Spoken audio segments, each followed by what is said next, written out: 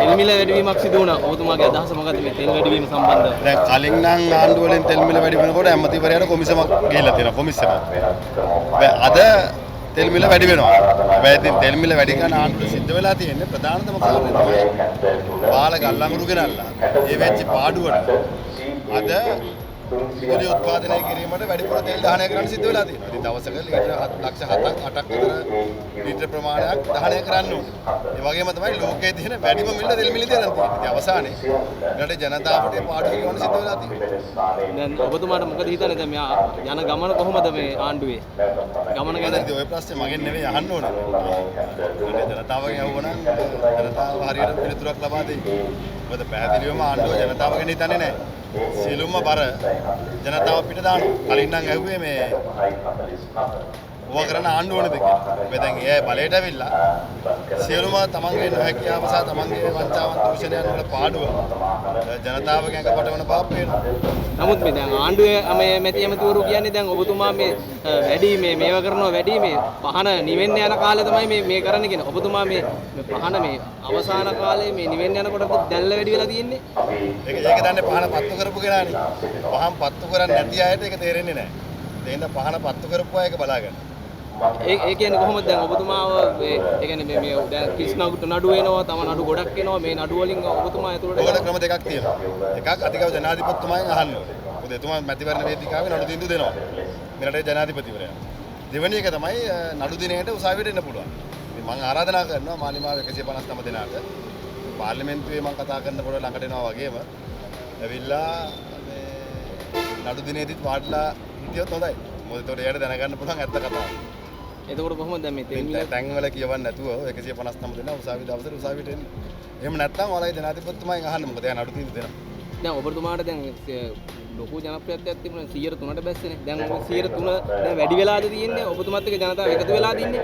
මැතිවරණයක් තියන්න. මැතිවරණයක් තියෙන බව. පළාත් සභා මැතිවරණේ තියයිද?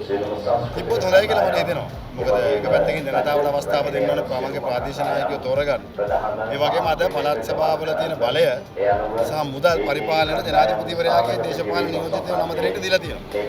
ඒක දේශපාලන නියෝජිතයෝ නම දෙනෙක්ට දෙන්නේ නැතුව ජනතා නියෝජිතයෙක්ට දුන්නොත් තමයි හොඳ.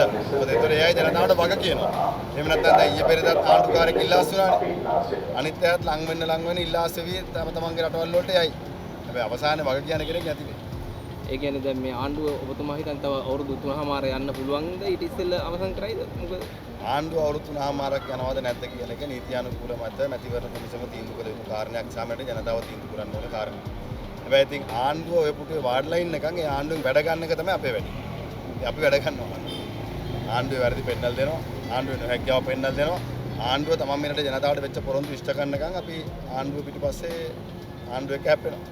ගල්ලංගුරු තවන් නැවක් ඇවිල්ලා තිබුණා. දැන් ඒක රිජෙක්ට් වෙලා කියනවා නේ. මොනවද කරන්නේ ඉතින් වැඩ බෑනේ. හොරකමයි, වංචාවයි. ගල්ලංගුරු නැව ඊළඟ එකත් බාල වෙච්ච ගමන් මාව තව දවසකට CID එකට ගඳවා. ඒක වහගන්න බෑ. ඔබතුමා කියන්නේ මේ ආණ්ඩුවේ පරිපාලනය බෑ කියලාද නැත්නම් පරිපාලනය තේරෙන්නේ නැද්ද? ඒක අර අපේ ගායක මහත්තයන් ඇහුණම් උත්තරේ දෙයි.